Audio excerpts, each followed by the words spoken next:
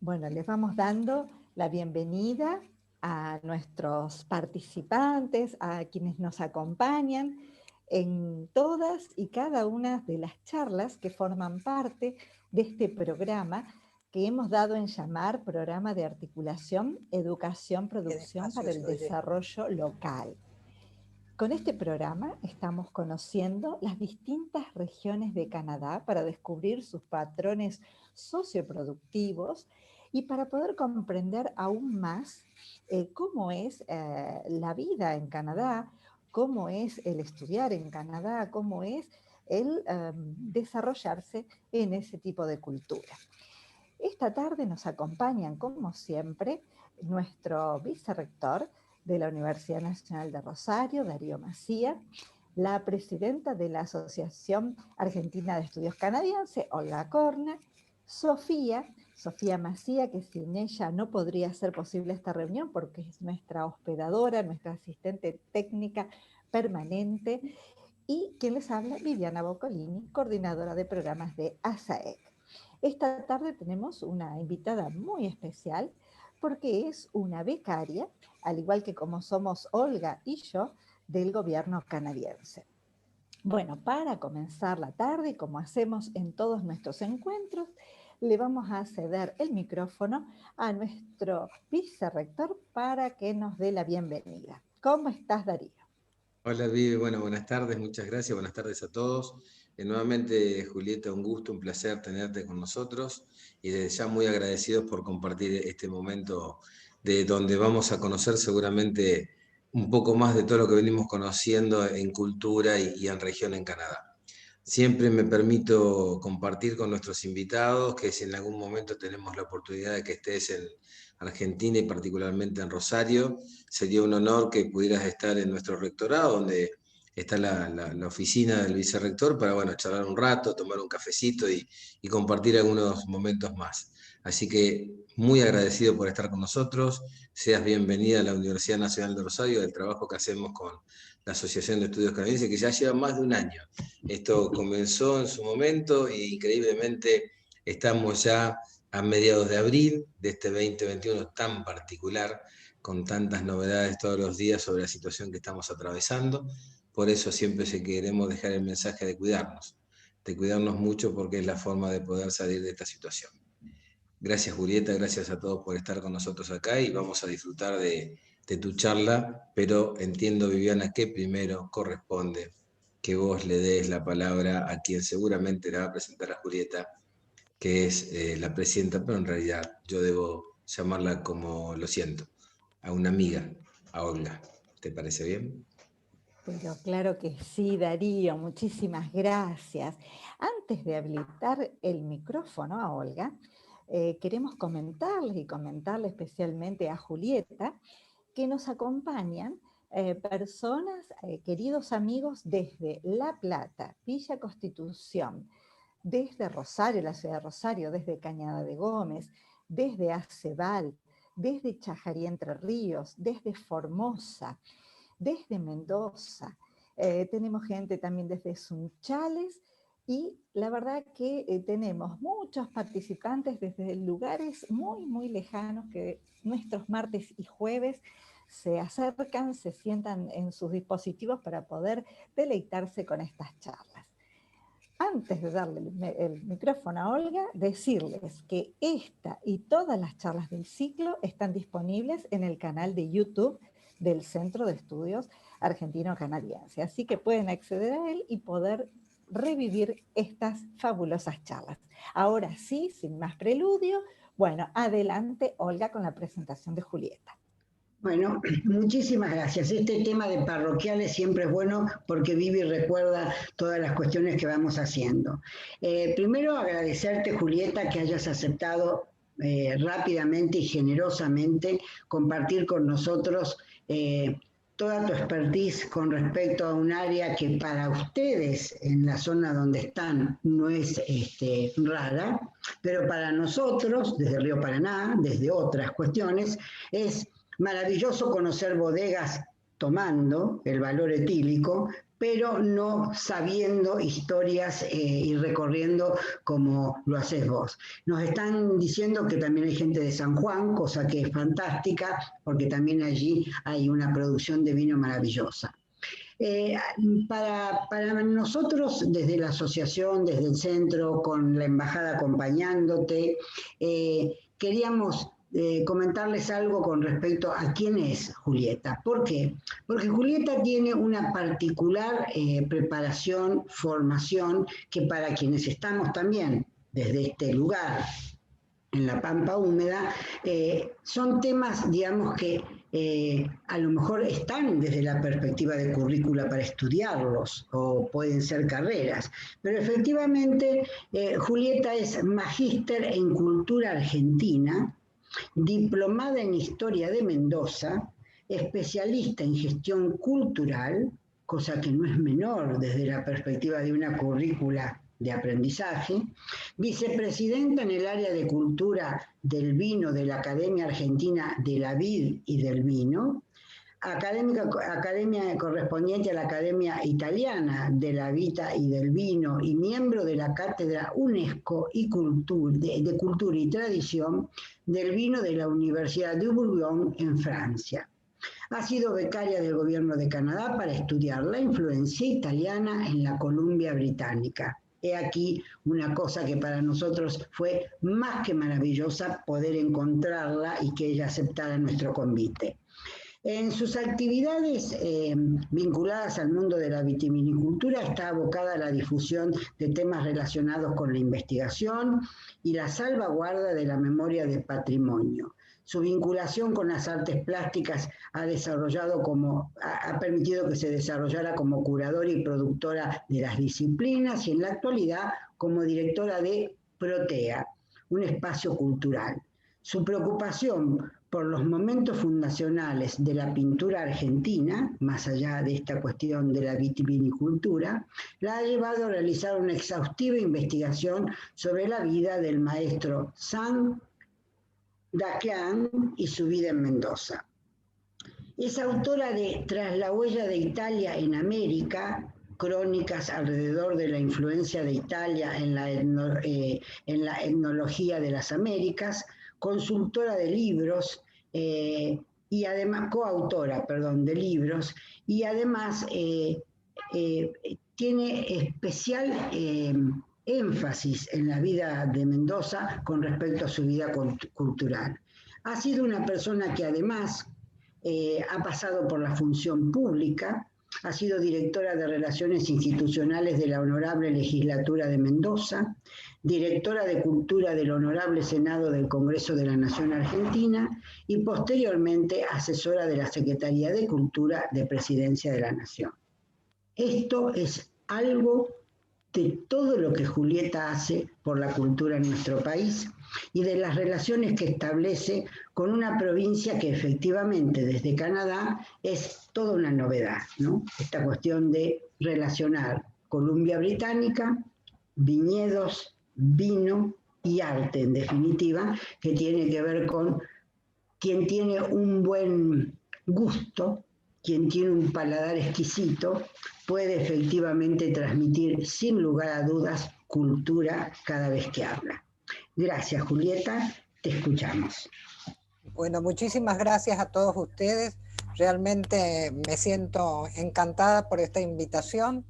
Y vos sabés, Olga, que ya hacen casi 30 años que estamos vinculadas a través de las instituciones de la embajada de nuestra querida Beatriz. Así que para mí es un honor poder participar esta tarde de esta charla. En principio, aclaro que es una charla, no es una conferencia. Y otro tema que quiero aclarar es que yo voy a hablar de la Columbia Británica porque realmente Canadá es un mundo tan extenso y tan grande que sería un atrevimiento de mi parte hablar de una parte que no conozco. Así que lo único que quiero hacer es invitarlos a que virtualmente me acompañen a hacer esta recorrida que yo hice hace ya 4 o 5 años y que fue para mí muy sorpresiva, primero porque era mi primera experiencia con Canadá, después porque llegué a un lugar y a una provincia como la Columbia Británica que me deslumbró, y después porque encontré algo que nunca creí que fuera a encontrar, que era una vitivinicultura en nacimiento. Yo quiero aclarar también para aquellos que nos están acompañando hoy que yo no hablo desde el punto de vista de la vitivinicultura como un producto industrial. Yo trabajo mi especialidad o a lo que me gusta hacer o en lo que estoy volcada desde hace años es pensar al vino como un producto cultural. Entonces, todo lo que hago tiene que ver con todo aquello que está acompañando al vino de una manera tangible o intangible. La arquitectura, las costumbres, las historias, los paisajes. Hoy vamos a hablar también de un tema que a mí me fascinó en Canadá, que son las etiquetas, las manifestaciones del vino a través y de la historia a través de las etiquetas del vino. Así que, bueno, desde ya, mil gracias nuevamente y voy a empezar con un pequeño esbozo para aquellos que no conocen, como yo no conocía Canadá, de las sensaciones que yo tuve de lo que conocí del pueblo de Canadá. Son mis sensaciones, así que tampoco hay que tomarlas al pie de la letra, pero es probable que me haya quedado corta. Así que quisiera decirles que las características que yo encontré en Canadá fue que sus habitantes aman la paz, la ecología, la conciencia social y el goce de los sentidos. Tienen un alto nivel cultural, viven la democratización de la cultura y le dan valor a las historias pequeñas. Esto es muy importante porque lo van a ver en el curso de toda la charla. No están en los temas espectaculares, a lo mejor como otros países o como nosotros mismos, sino que todo lo que están tomando es de historias chiquititas que muchas veces que no necesariamente son personales. Así que es un tema realmente encantador. Creo que los canadienses han aprendido que la flexibilidad, la tolerancia, el compromiso, el diálogo y el sano sentido del humor pueden ser el pegamento que mantiene unido a un país tan diverso. Bueno, voy a comenzar esta charla entonces diciéndoles que he tratado de encontrar algunas coincidencias y algunas diferencias. Hay una diferencia que es esencial entre nosotros, hablo en este caso porque cuando hice este trabajo, eso me olvidé de decirles, el trabajo mío consistió en buscar los lazos y los puentes que existían entre Italia, Argentina, puntualmente Mendoza, pero Argentina, California y la Columbia Británica. Y el nexo que tenía que ver con todo eso era el nexo de la vitivinicultura con las raíces italianas. Bueno, a través de eso vi qué era lo que a nosotros nos acercaba y qué era lo que a nosotros nos alejaba. Entonces, la diferencia de Argentina y de los Estados Unidos con Canadá es que nosotros, y los norteamericanos o los americanos, Estados Unidos, peleamos por la libertad. En cambio, Canadá se transformó en una federación con autogobierno independiente en 1867. Es decir, nosotros ya habíamos pasado enormidades de cosas, nuestras guerras intestinas, habíamos tenido la separación de Buenos Aires con el interior.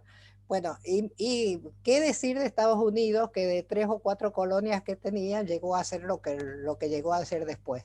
Sin embargo, Canadá, que arranca mucho después, lo hace de una forma pacífica a través de un acuerdo aceptado por la reina Victoria de Inglaterra, y en 1871 incorpora la Columbia Británica con la condición de que en 10 años el ferrocarril atravesase la provincia. La isla del Príncipe Eduardo se unió a la Confederación en 1873 y de esa manera Canadá y los canadienses lograron pacíficamente el segundo territorio más extenso del planeta, con 9.984.000 kilómetros cuadrados. Otra importante característica que tiene Canadá, y que lo tiene también Estados Unidos, y que está arrancando en muchas otras partes del mundo y también en nuestro país, pero no de la misma manera que lo hace Canadá, es el sentido de la sustentabilidad. En América del Norte, y especialmente en su costa oeste, este es un valor de gran importancia. San Francisco es la ciudad más ecológica de los Estados Unidos, y ese valor es una constante en los condados de su jurisdicción, no solo donde se ha dado por las autoridades, sino también por los ciudadanos. Es decir, los ciudadanos opinan, y cuando piensan que realmente algo puede arruinar su paisaje, que es su patrimonio, se oponen y no se hace. O los ciudadanos, en algunos casos, como ha pasado también en California y cerca de Davis y demás, invierten y compran porciones de bosques para que eso no se pierda nunca, y lo donan a la comunidad. Bueno, el sentido ese también es propio de la Columbia Británica y de Canadá, pero sobre todo la Columbia Británica, porque ha sido la cuna de fuertes movimientos ecologistas. Allí nació Greenpeace en 1986 y es la cuna y la trinchera de David Suzuki, académico canadiense, científico, locutor y activista del medio ambiente, conocido por sus series de televisión y radio que divulgación científica y sus libros acerca de la naturaleza y del medio ambiente. Hace más de 45 años que él está saliendo a través de todas las radios de muchas partes del mundo en esta campaña especial en protección del planeta. También es muy importante destacar que los estudios académicos, hay gente joven seguramente, yo desgraciadamente no me acompaña el almanaque, porque si no, si tuviera 30 años menos ya estaría anotada para irme a estudiar a Vancouver. Pero los estudios académicos en la Universidad de la British Columbia privilegian de la misma manera este tema. La seguridad y la sustentabilidad de los sistemas alimenticios se han convertido en una preocupación central de la Facultad de Sistemas de Tierra y la Alimentación, cuya misión es educar a las nuevas generaciones con sólidos conocimientos fundamentales que la sociedad contemporánea confronta. ¿Cuáles son ellos? La salud humana, la sustentabilidad de los alimentos y el uso responsable de los recursos naturales renovables. Otra de las características, y en esto sí nos parecemos, es su multiculturalidad. Es hoy cuna de una fuerte inmigración, y en el que mi trabajo se remite en el mundo del vino, tienen una importante raíz itálica, como sucede en muchas partes del mundo donde han partido a anidar las vides.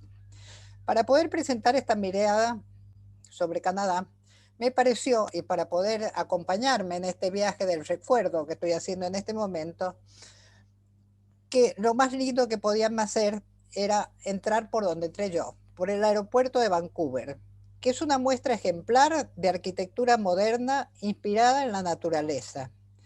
Posee una colección excepcional de arte de la costa nordeste. Si ustedes pueden ver la imagen, les pediría que se detengan a ver el tamaño que tienen los sillones donde están esperando los pasajeros frente a los árboles que están en macetas.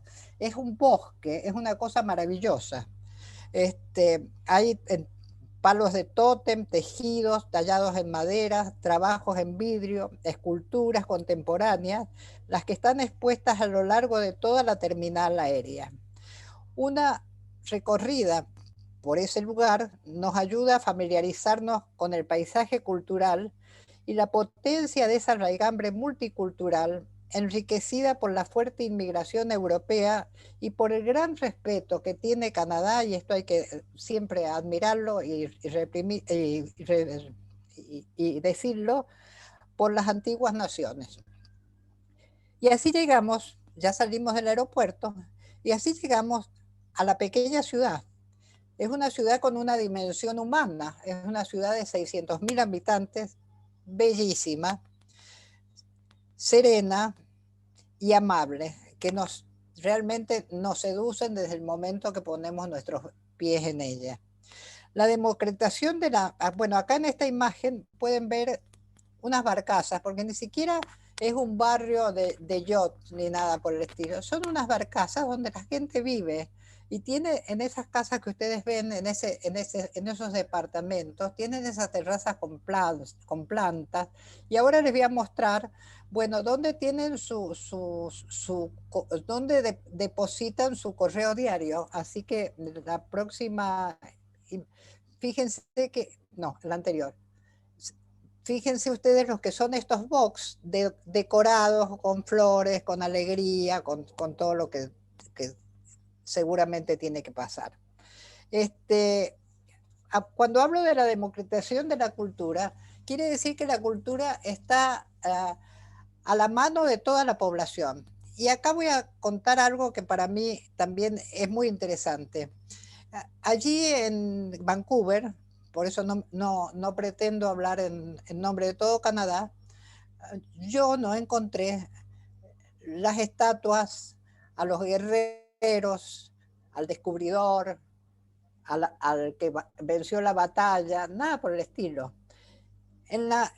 Por la calle hay esculturas, como están viendo, se hacen certámenes, la ciudad hace certámenes, y esas obras después van ayudando y acompañando y alegrando la visión de esa encantadora ciudad. Pero ¿cuál es el personaje que tienen ellos? Sí hay un personaje, pero ese personaje es muy simpático porque no tiene nada de heroico. Ese personaje es un inglés que se llamaba, le decían Gussie Jack, porque este hombre era muy gracioso, muy charlatán. Parece que Gussie en ese momento, que en la época del inglés victoriano tenía una acepción más o menos semejante a eso, y siempre estaba entreteniendo, contando con un lenguaje realmente lujurioso y soez. Este señor tuvo una vida muy aventurera, digamos. Andaba por los ríos, estamos hablando también de 1860 y tantos, en los momentos en que se está conformando la nacionalidad, y bueno, era un aventurero que era un marinero, únicamente era un marinero, o el capitán de una barcaza. Se fue a California a ver con la fiebre del oro, le fue muy mal. Se fue después a la Columbia Británica con la fiebre del oro, volvió a irle muy mal. Se fue a una ciudad chiquitita, que era un pueblecito, a poner un salón, le fue muy mal. Entonces se subió a un bote, subió a su mujer india con él, subió a un sobrino que tenía para que remara, y así hicieron 12 kilómetros hasta que llegaron a la esquina de un fiordo donde no había absolutamente nada. Bajaron y él resolvió que él quería tener su taberna, su salón, pero tampoco tenía plata para hacer nada de esto.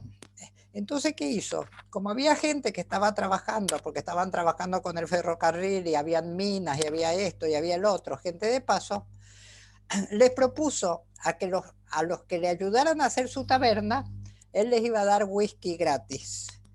Parece que el whisky no fue tanto, porque la taberna tenía nada más que 4 metros por 8 metros, pero fue famoso. Y fue el primer habitante permanente que quedó en el lugar. Entonces no han hecho nada más simpático que tener esta escultura donde ustedes ven a esta persona que está con su barril de whisky, y es lo emblemático de la ciudad. Tiene que ver mucho con el sentido del humor que tiene el canadiense.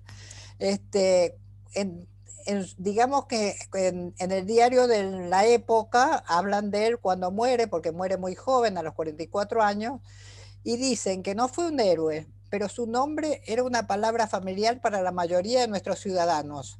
Fue el primer y mejor piloto del río, es lo único que le dicen. Fue un hombre agradable, nada más. Bueno, eso es fantástico dentro de las diferencias que podemos tener nosotros con ellos. Acá ven otra de las esculturas que hay por la calle, porque uno hace una cuadra y aparecen 2 o 3 de este tipo de cosas.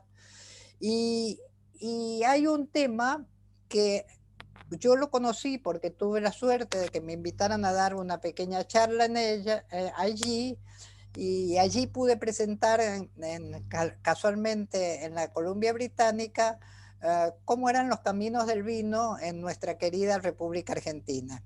Entonces pude ir a la Universidad de la British Columbia. Esa universidad hay que destacarla porque merecería dar una charla específica sobre ella a alguien que esté mucho más capacitado que yo, por supuesto. Es una universidad pública canadiense que se encuentra muy próxima a la ciudad de Vancouver. Tiene una extensión, la ciudad, de 400 hectáreas, en un lugar paradisíaco.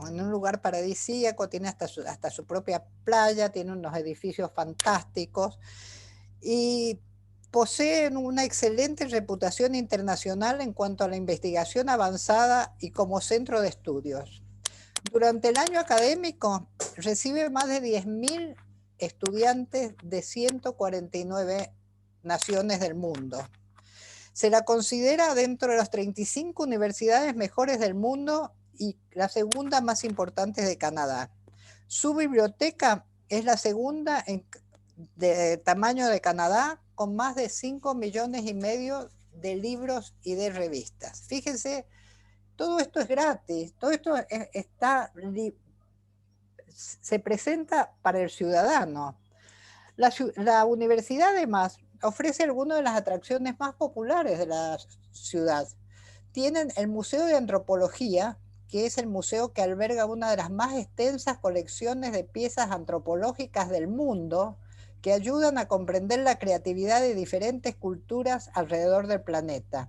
Ese museo, que es maravilloso, tiene más de 500.000 piezas en total.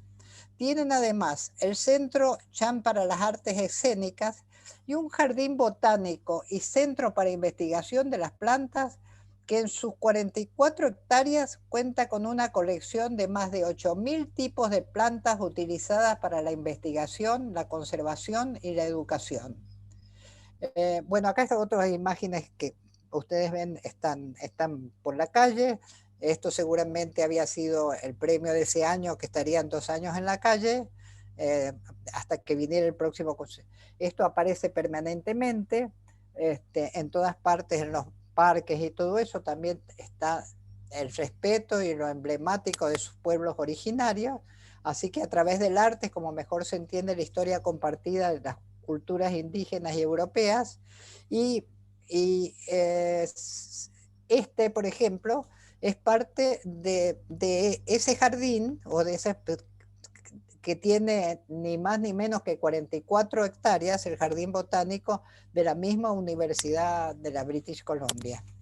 Bueno, no quería no contarles esto porque en realidad fue uno de mis escalas, así que también quería pasar por esto. Si seguimos un poquito mirando, acá hay otro dato que muestra hasta qué grado se respeta la naturaleza. Ustedes ven ese árbol milenario que cayó, murió, le cayó un rayo, no sé qué pasó. Pero no se deshace el árbol, sino que han hecho una estructura de hierro por dentro, y es uno de los espacios que se visitan como el árbol padre, digamos, de toda esa zona. Ustedes ven que no crucé a la isla de Vancouver, a Victoria, que es una ciudad encantadora, que realmente parece una ciudad de juguete. Y ahí también hay un tema que es interesantísimo sobre la sustentabilidad. Allí había un señor que se llamaba Butcher, que tenía una cantera de piedra caliza que explotaba para fabricar cemento Portland. Lógicamente, con esa cantera, el lugar que tenía, que era un lugar de 30 hectáreas, 25 hectáreas, quedó devastado, absolutamente devastado. Ustedes saben cómo pueden quedar las cosas una vez que se extraen los minerales. Entonces su mujer comenzó a hacer un jardín y quiso embellecer el lugar con una exhibición de horticultura que hoy es una de las más importantes y reconocidas del mundo. En 1905, al año apenas se van, crea un jardín japonés y la fama va creciendo y creciendo, y a los pocos años ya tenía 50.000 visitantes viendo el jardín. A ese jardín le añadió otro jardín italiano y un jardín inglés y un jardín el japonés, ya lo dije, y un jardín francés, no me acuerdo. Tienen 25 hectáreas, tienen 26 invernaderos, tienen 700.000 variedades de plantas y flores y 1 millón de plantas. Y durante todo el año, 50 jardineros trabajan permanentemente para poder guardar que esté florido el jardín entre marzo y octubre. Bueno, ahí tienen otra vista de lo que es eso, de cómo se recuperan los espacios. Ahora, siendo un tema tan amplio, me voy a centrar en el tema que hemos querido hablar, que es de la nueva vitivinicultura en la Columbia Británica. Así que, bueno, perdón, volví atrás. Esto también es otra cosa muy interesante. Eso es en Oakenham, en Kelowna. Y bueno, ¿qué están mostrando ahí? Su identidad. En ese lugar es un lugar donde hay muchísimas frutas y se exportan las frutas y todo eso. Entonces, el banco de la plaza está con lo característico de la zona. Y miren ustedes qué buena idea y qué linda estética. Bueno, llegamos entonces a la vitivinicultura. La vitivinicultura, pues acá tienen un mapa mundial, digamos, y ustedes pueden ver que en las zonas en que hay vitivinicultura en el mundo, no pasa de los 10 grados, lo pueden ver Europa y todo eso. Y Canadá ha quedado como afuera, está fuera de esas lonjas. Entonces, tienen realmente un problema muy grande porque tienen veranos muy tórridos y muy húmedos e inviernos con muchísimo frío. Ustedes saben que existen la vitis vinífera, que es con la que se hace el vino, pero también existen algunas vides que son vides autóctonas. Ellos tenían vides autóctonas, que por supuesto no se usaban mal los pueblos originarios, y se hacían algunos vinos de frutas, de cereza o de manzana.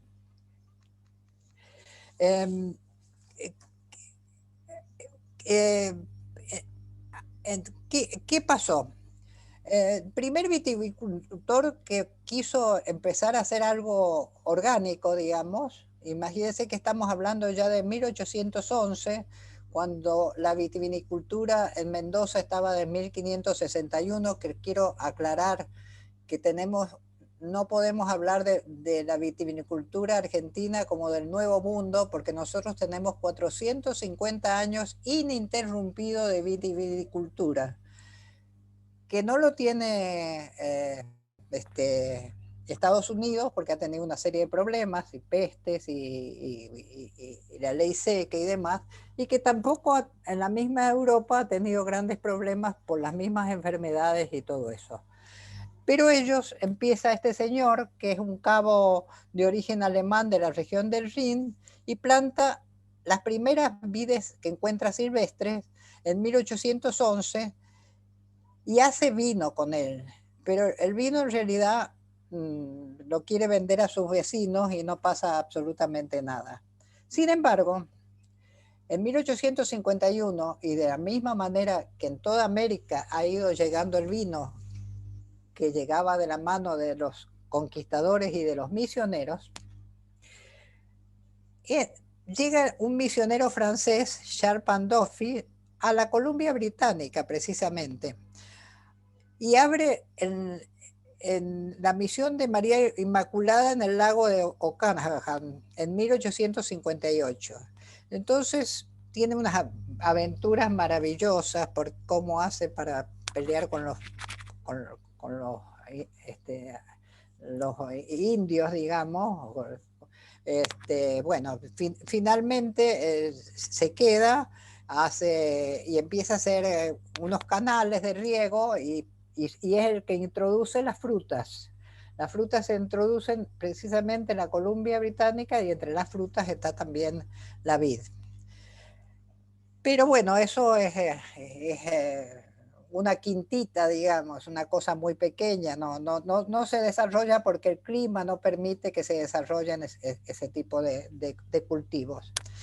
En 1863 hay otro intento, que son 3 granjeros de Kentucky que plantan 2 hectáreas de uva autóctona, pero también cuando la vinifican tiene un olor horrible porque tiene un olor a zorro, y bueno, y pasa. Y así va, estos intentos se mueren y se supone que Canadá no puede tener vid. Viene después, ya a principios del 1916, además, la ley seca que prohíbe las bebidas, no el vino, porque con bastante picardía algunos dijeron que el vino se necesitaba para la misa, pero viene una cuestión sumamente puritana, donde empiezan a perseguir a todo lo que tenga que ver con el alcohol. Y además está la Primera Guerra Mundial, y entonces también los pobres canadienses que tomaban muchísima cerveza, tienen que saber que tampoco pueden tomar cerveza porque hay una fuerte influencia nacionalista que les dice que la cerveza es la bebida de un pueblo enemigo, de los alemanes. Y se desarman de esos pequeños focos que empiezan a aparecer y que no fructifican de ninguna manera. Hasta que aparecen 2 personajes muy interesantes que hoy se los llama los padres canadienses del vino.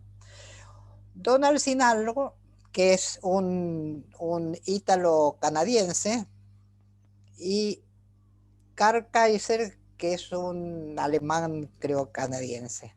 Uno es un ingeniero agrónomo, Sinaldo, y el otro es un químico. Y entonces, durante 20 años piden permiso para poder abrir una bodega, que les autoricen a abrir una bodega. Ellos piensan que el futuro de la vitivinicultura es posible, pero es posible bajo otras condiciones.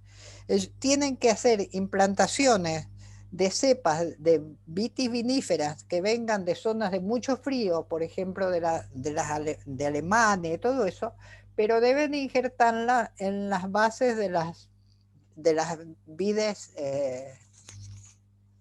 autóctonas. Hacen eso y están resueltos estos 2 personajes a que van a hacer un vino que tienen que ganarle a todos los demás vinos. No se andan con chiquitas.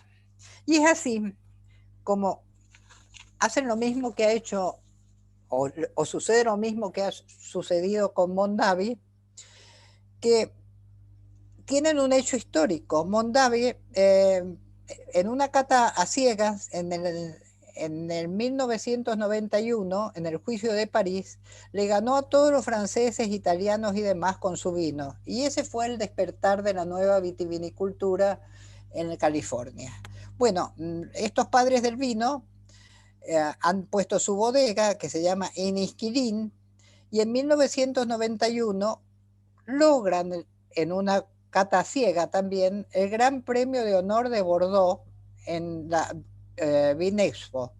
Y es la primera vez en la historia del mundo que un vino de hielo lo ha conseguido. De ahí en más, con este éxito, empiezan a trabajar con esto que ustedes seguramente saben que es el vino de hielo, pero es un vino que se hace cuando la uva ya está congelada. Entonces es un vino que tiene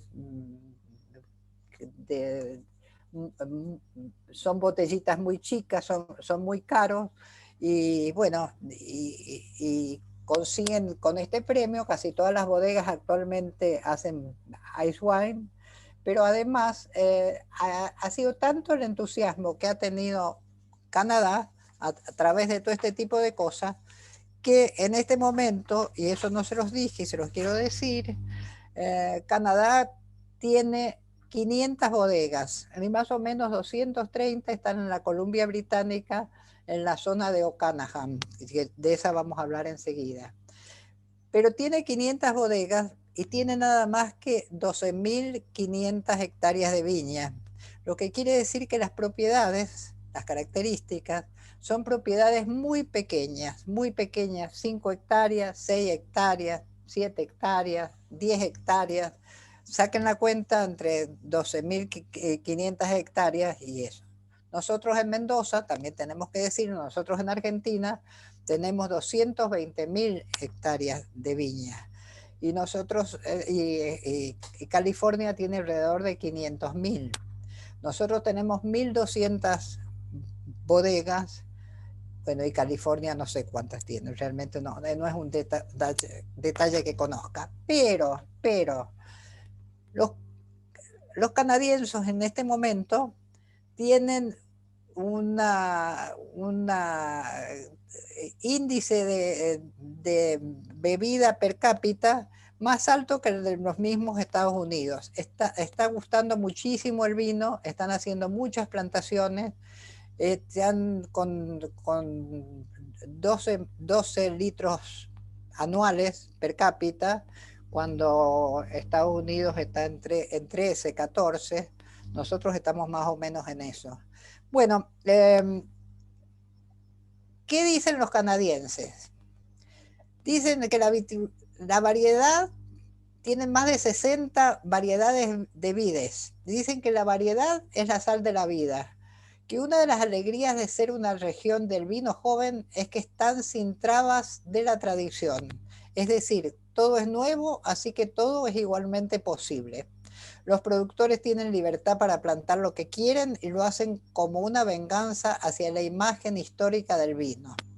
Dicen que hay algo para todo el mundo y bueno, y nada más con respecto a esto.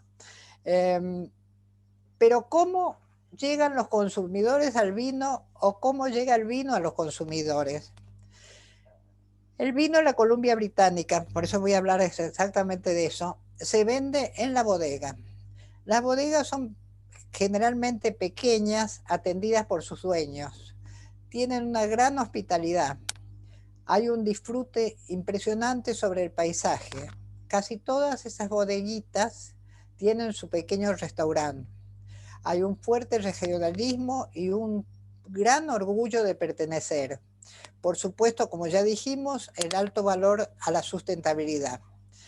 La imagen de la bodega sigue una línea argumental de gran coherencia sobre una identidad valorizada. Y las etiquetas son referenciales y originalísimas, como vamos a ver enseguida. El merchandising sigue la misma línea argumental de la bodega, así como también la página web.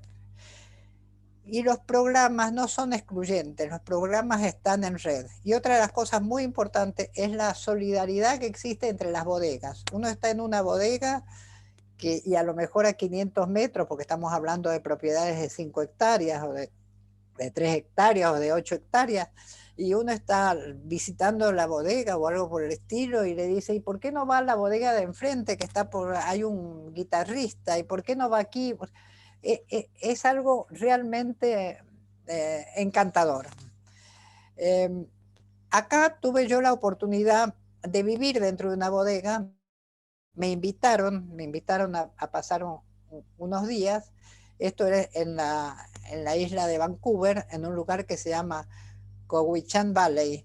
Esta era una bodega indígena. Recién me olvidé de decirles que Sinaldo y Kaiser se asociaron con una tribu indígena y pusieron la primer bodega indígena de Canadá. Eso es bastante común hoy. Esto era de unos amigos, de unos financistas colombianos que trabajaron mucho tiempo en Nueva York y que esto es bastante común también. En algún momento se hartaron, digamos, de la civilización y se fueron a comprar esta bodeguita que tiene, y esta propiedad que tiene unas 10 hectáreas. Es un lugar encantador, entre unos bosques preciosos. Allí hay un problema que es el problema, porque no todo es fácil. Tiene un problema porque para poder poner viñas tienen que desmontar bosques enormes.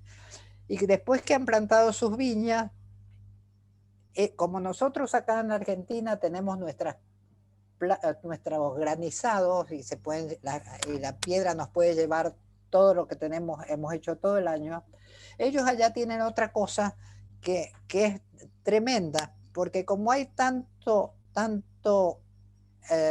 árbol, hay muchísimos pájaros, y entonces puede aparecer, por ejemplo, en casa de estos amigos, acá está el propietario, en casa de esos amigos, en 20 minutos los estorninos se pueden comer todo y llevarse toda la cosecha. Bueno, ¿cómo vive un bodeguero viñatero en Canadá?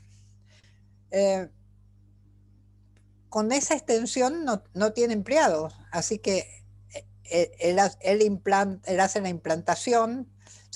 Por ejemplo, él se levantaba muy temprano, plantaba, en ese momento estaba plantando creo que 500 estacas. A las 10 de la mañana ya se iban porque tenían el restaurante que lo manejaba su señora, y la gente va a comprar el vino a las bodeguitas y se quedan ahí a almorzar, o pueden realmente, esta es la zona donde se puede almorzar, o en todas partes hay unas mesas también en el camino para que uno pueda hacer picnic. Entonces se puede llevar su comida y, lógicamente, si está dentro de una propiedad, el vino se lo compra a ellos, pero si no, lo puede tener. ¿Ven? Este tipo de mesas está hasta en la salida de los supermercados, que si alguien en un supermercado en el camino quiere comprar sus cosas, se pone afuera, se pone a comer, después deja todo limpio y se va. Bueno, como les digo, trabajan muchísimo, son ellos los que hacen absolutamente todo, y se hacen los casamientos también en las bodegas, se usan realmente para las actividades sociales. Acá estamos con el menú que tocaba ese día, con una presentación muy linda, y así llegamos al mundo de las etiquetas, que es lo que a mí me maravilló. El concepto detrás de la etiqueta es el de mostrar su identidad, exhibiendo su paisaje, su flora y su fauna en los trazos de artistas locales y, en muchos casos, donando parte de la utilidad de las ventas para el bien público. Las etiquetas definen la empresa siguiendo su misma línea argumental, con diversas narrativas coherentes con su espacio físico, virtual y del propio merchandising. Se crean definidos perfiles de identidad. Esto crea recuerdos indelebles en los consumidores, valorizando la experiencia del vino y la de la marca. Tengo que decirle que los otros días me trajeron de regalo una botellita de ice wine, y apenas la vi, yo dije la marca y me acordé inmediatamente. ¿Por qué? Por la etiqueta. Así que vamos a hacer un recorrido por las etiquetas de los vinos y de las bodegas que he recorrido. Esto es precisamente en esa Cherry Point, donde yo estaba alojada, y ustedes pueden ver acá los bosques y tienen que desmontar para poner las viñas. Bueno, ¿qué es la etiqueta? La etiqueta es precisamente la reproducción geográfica del espacio, una de las etiquetas.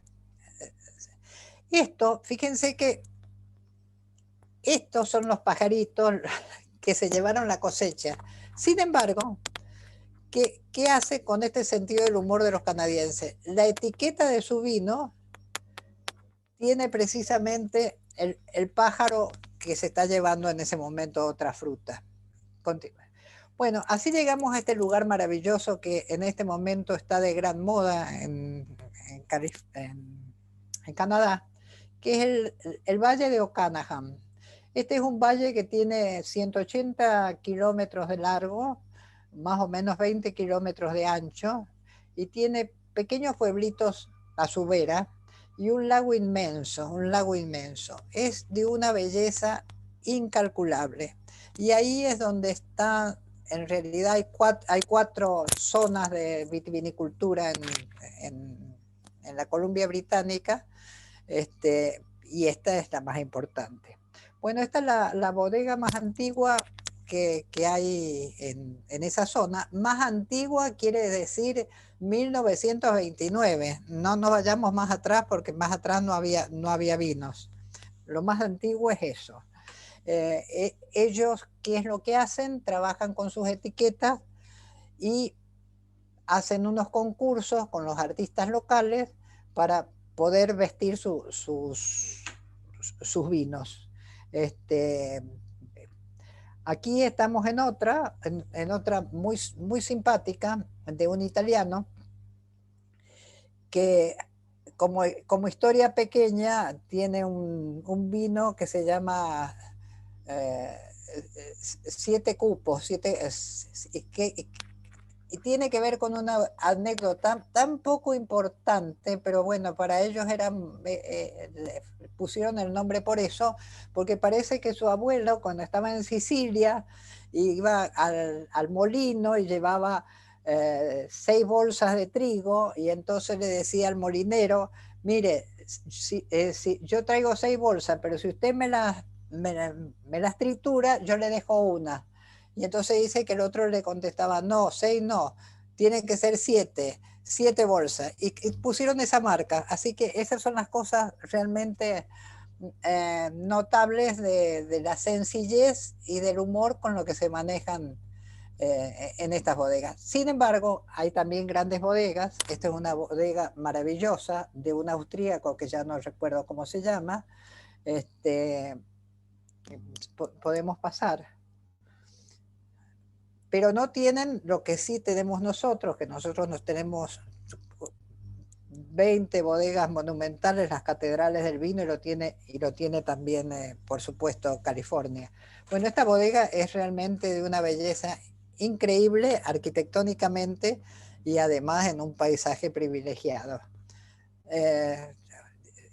Es sumamente lujosa. Acá se come, todos los programas de los restaurantes y todo eso, se cena a las 5:30 de la tarde, de día. Entonces ustedes acá están en esta terraza, ya con las cenas listas. Sigamos.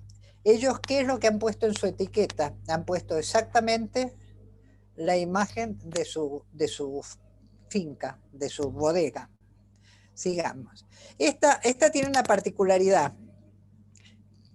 Esta es muy linda, es muy simpática, pero uno entra y no voy a hacer nada más que el relato y no voy a hacer comentarios. Pero lo primero que le dicen cuando uno entra: qué linda bodega. Esto, sí, esto es del senador fulano de tal. Y esto es... Bueno, no tiene ningún problema el senador en decir que esa es su bodega. Así que eso es una cosa que para nosotros también es bastante diversa a nosotros. Miren lo que son los paisajes, lo que son los lugares. Seguimos. Ellos, ¿qué hacen en la etiqueta? Vuelven a jugar con el mismo paisaje que tienen en su terraza. Continuamos. Esta es una de unos suizos, es Es una bodeguita muy humilde, muy simpática, que está solucionada con elementos muy básicos, pero fíjense qué interesante que es la etiqueta.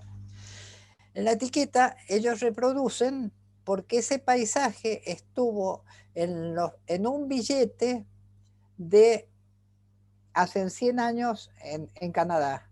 Y entonces cuando ellos compraron eso, hicieron la etiqueta con la imagen del billete. Y esto, porque como todo está permitido, también está permitido vivir la mayor fantasía.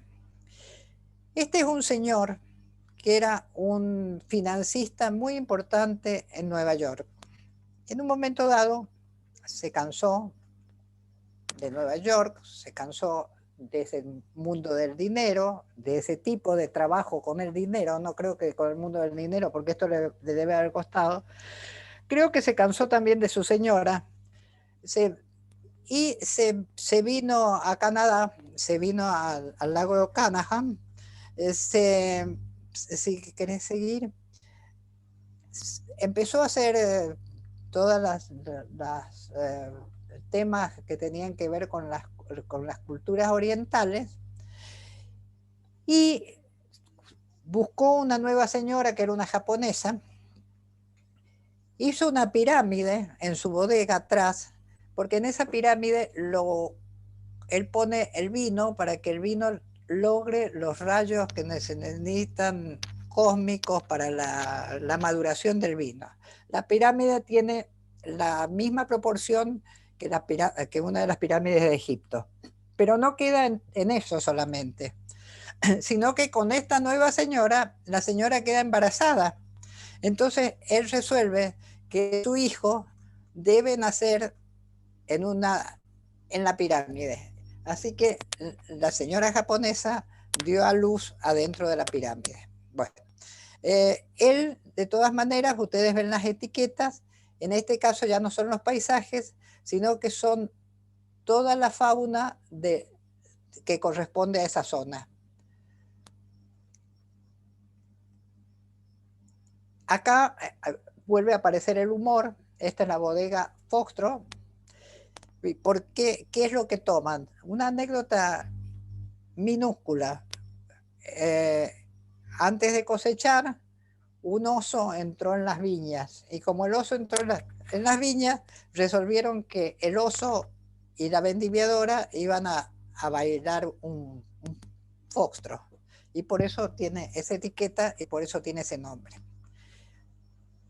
Esta tiene una historia mucho más divertida porque se llama Crimen Organizado y se apoya en una anécdota también de la zona.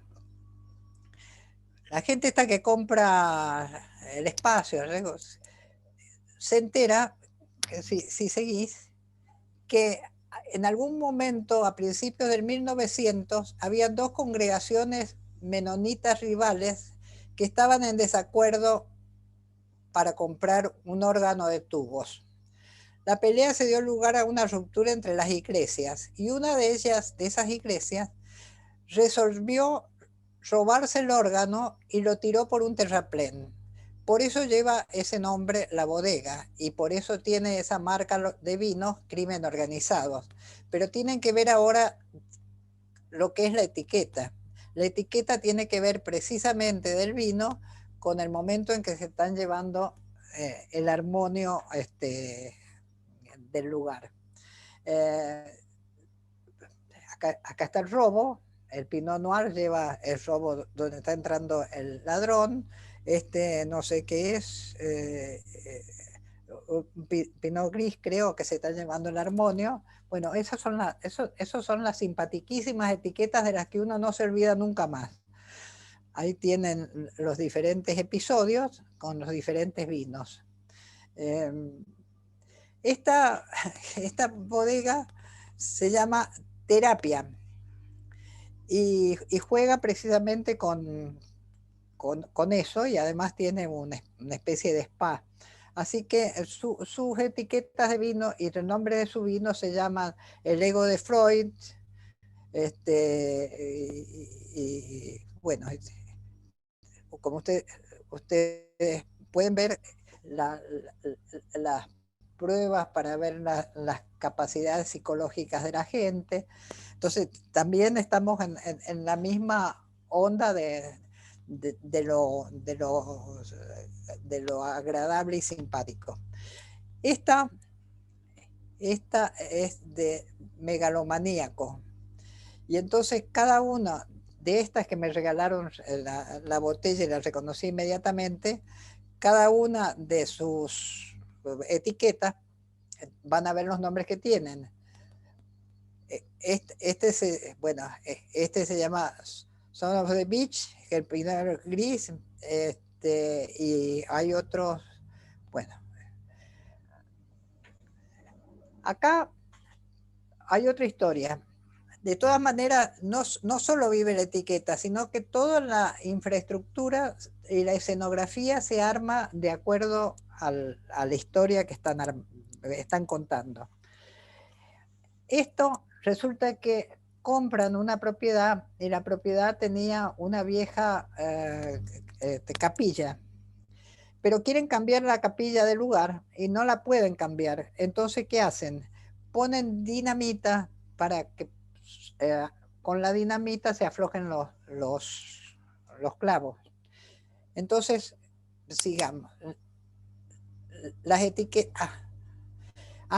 Y entonces juegan con el tema religioso, porque tienen que ver con una iglesia. Entonces dice, arrastren sus almas cansadas a los viñedos de Blasted Church para una experiencia de vino celestial. Estacionen su actitud en la puerta de la finca, en la bodega no hay lugar para la seriedad. Blasted Church es el destino más creativo, inspirado y divertido del Valle de Okanagan para amantes del vino. Los vinos de Blasted Church son a menudo reconocidos por su calidad divina. Nuestras etiquetas de vino, sin embargo, dan ardor de estómago a los enófilos más exigentes. Bueno, así cuenta todo y termina con amén. Y las etiquetas, que es la que vamos a ver ahora a continuación, son estas. Son los episodios donde se supone que están con la capilla, sigamos, como ven son unos diseños lindísimos, simpatiquísimos, y en este momento están sacando nuevas etiquetas. Estuve buscándolos por internet, y entonces, ¿qué están haciendo? Están buscando pinturas famosas de época y las están poniendo en situaciones contemporáneas. Así que ustedes ven acá esta virgen que está viajando en un avión y está tomando un cóctel, y esta dama que está tomando sus vinos. Entonces, la originalidad es muy grande. Y aquí realmente ya esto ya supera cualquier tipo de expectativas. Esta se llama Ropa Sucia, y son también unos norteamericanos que compran esta mínima bodeguita, y que tenía una historia esa bodeguita, porque resulta ser que uno de los 15.000 chinos que trabajaban siendo el ferrocarril resolvió que tenía que hacer algún negocio para sobrevivir. Entonces, ¿qué es lo que pensó? Voy a poner una lavandería, porque entonces a todos los otros que están trabajando conmigo les voy a lavar la ropa. Bueno, puso la lavandería mínima, se puede imaginar, porque es un lugar mínimo, y empezó a lavar la ropa.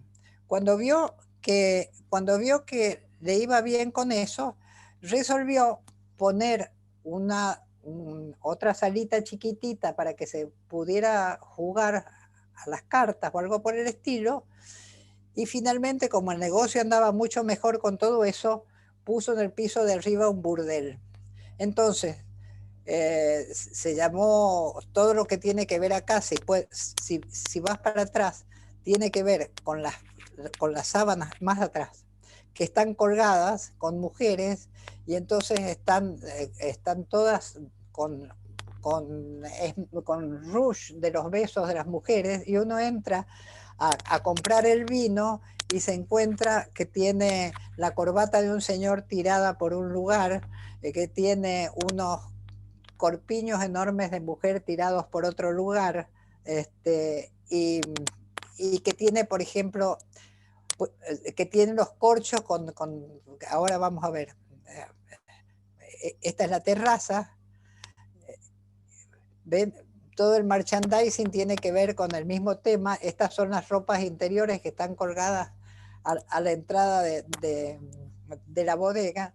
Y si volvés atrás, les voy a mostrar una cosa que es notable. Esto que ustedes ven y que parece que es la bodega que va para adentro, no, es una gigantografía, es una fotografía, nada más que eso. Adentro tienen unos tanques, unas cosas por el estilo, pero eso que parece ahí no existe. Bueno, con eso voy a terminar dándoles lo último que me parece interesante mostrarnos, ya que hemos hablado de la sustentabilidad, que es precisamente este vino, que se llama Plantatriz. Los consumidores que compran este vino pueden disfrutar de una copa de vino y al mismo tiempo hacer algo positivo para el planeta. Porque las uvas fueron cultivadas utilizando prácticas de agricultura sostenibles en California. Para reducir las huellas de carbono, los vinos se transportan a granel y son embotellados en las cataratas del Niágara en botellas de plástico irrompibles livianas y reciclables en cartón reciclado. Con cada botella comprada se planta un árbol en Canadá, dándole la posibilidad a nuestros clientes de hacer una huella positiva de carbono en el medio ambiente. La meta fue en el primer año plantar 100.000 árboles. Durante su tiempo de vida, esos árboles absorben aproximadamente 35.380 toneladas de carbono de la atmósfera. Han pasado ya más de 10 años, así que seguramente esto continúa muy bien. Y con esto espero no haberles llevado demasiado tiempo.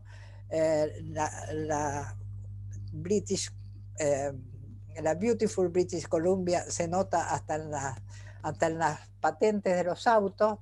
Ha sido una experiencia maravillosa la que he vivido allí, y quien pueda viajar se los recomiendo porque realmente es un lugar muy placentero y por algo tienen un índice de longevidad que nos llevan creo que 6 o 7 años de ventaja.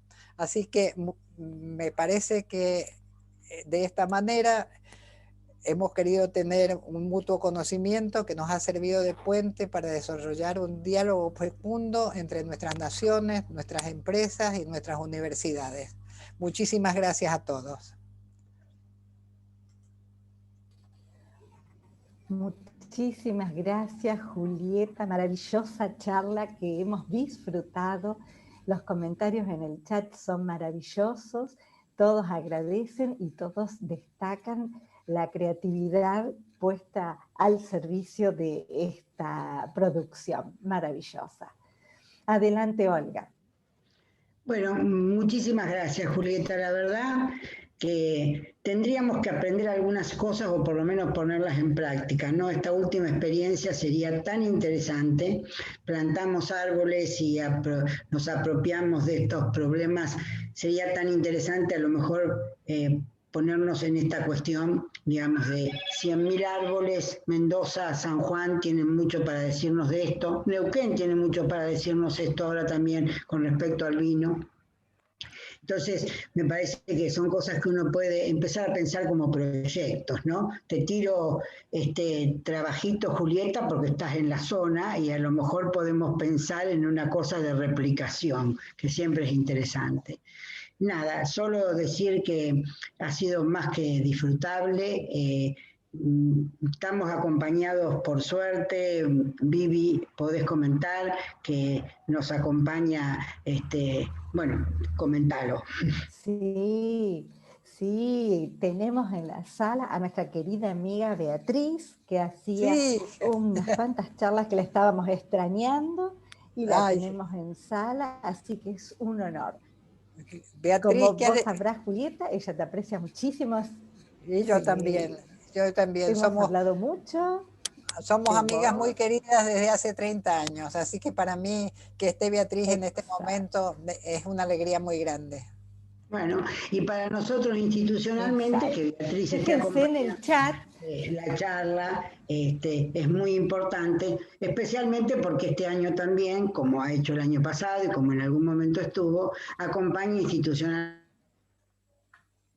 a nuestro vicerrector, y eso no es menor para lo que nosotros planteamos desde el mismo mensaje que vos mandaste al final, ¿no? Interrelacionar, colaborar, tender puentes entre instituciones, países y nuevos proyectos. Así que muchísimas gracias. Bueno, y desde ya al señor vicerrector, en algún momento se terminará el COVID y le acepto su café en su rectorado. Así que muchísimas gracias a todos y ya podremos encontrarnos o podrán venir a visitarnos, que también sería muy grato. Claro que sí, sí, por supuesto. Primero, nuevamente agradecido porque la verdad que la charla ha sido extraordinaria. No creo que haya mucho más para agregar y enriquecedora. Así que no sé, Vivi, si vamos cerrando o me estoy adelantando. Vos manejás los tiempos porque nosotros tenemos un cierre clásico que lo vamos a hacer como siempre. Pero bueno, vos manejás. Sí, sí, sí, sí. Antes de dar el cierre clásico, y por supuesto agradecerles a todos los que esta tarde están presentes en la sala y que han compartido esta maravillosa experiencia, recordarles que continuamos con nuestro ciclo de charlas el día jueves y que la semana próxima iniciamos el ciclo de cine debate. Ustedes han recibido por mail las indicaciones, así que les pedimos que los que tengan interés se inscriban para poder ir armando los distintos grupos para la actividad. Olga, ¿querés agregar algo? No, a lo mejor Beatriz quería saludar o quería decir algo brevemente, pero no quería desperdiciar la posibilidad de que nos dijera algo teniéndola en sala. Así que a lo mejor nos acompaña, aunque sea con un saludo. Gracias, Beatriz, realmente para nosotros es un gusto. Totalmente de acuerdo. Beatriz. Ahí aparecí. Bueno, disfrutando enormemente de la charla de Julieta, recordando las muchas veces que Julieta nos ha recibido, aparte en Mendoza, y ha sido para nosotros una guía de todo el arte de Mendoza, de la vitivinicultura. Ha recibido a nuestros ministros, a nuestra gobernadora general de Canadá, como decíamos, esto es una cuestión de toma y daca, de ida y vuelta, de compartir conocimiento. Estamos, otra cosa que quiero recordar es que tanto los parientes de Julieta como los míos llegamos a Mendoza. En el caso de Julieta llegaron a Mendoza, en el caso de los míos llegaron a San Juan. Y todos con la impronta italianos. Italia. Con la impronta justamente de crear, de poner, digamos, una semillita, crear la industria del vino en la Argentina, para eso vinieron. Entonces es con un enorme y doble placer. La felicito a Julieta por esta contribución y esperamos, porque yo sé que vos estás en este momento iniciando, Julieta, una nueva editorial, que estás como recogiendo la historia del vino de una manera muy especial. Esperamos tener otras presentaciones dentro de poco porque realmente el vino es un elemento interesantísimo del patrimonio intangible de la Argentina y de muchos países, incluyendo a Canadá, por supuesto, también. Y gracias, obviamente, a la universidad. Gracias, Olga, gracias, Vivi, gracias, Héctor. Como siempre, un placer estar con ustedes y sigamos produciendo. Gracias. Claro que sí. Muchísimas gracias, Beatriz. Y ahora sí le damos el micrófono a nuestro vicerrector, a Darío, para que hagamos el clásico cierre de nuestras charlas. Bueno, nuevamente agradecer, por supuesto, también las palabras de Beatriz, agradecerle el reconocimiento que es mutuo. Para la universidad es una de sus funciones y espero que estemos a la altura de las circunstancias porque realmente es muy gratificante cada una de las charlas que tenemos. El café seguramente lo vamos a tomar y sería un placer. Un día podría tener la oportunidad de conocer Canadá y visitarlo y poder estar ahí también. son de las deudas que uno tiene y que alguna vez espero cumplir. Sofi, Viviana y Olga, como decimos siempre, hasta el próximo encuentro. Gracias por todos los que nos han acompañado. Nos vamos. Chau, gracias.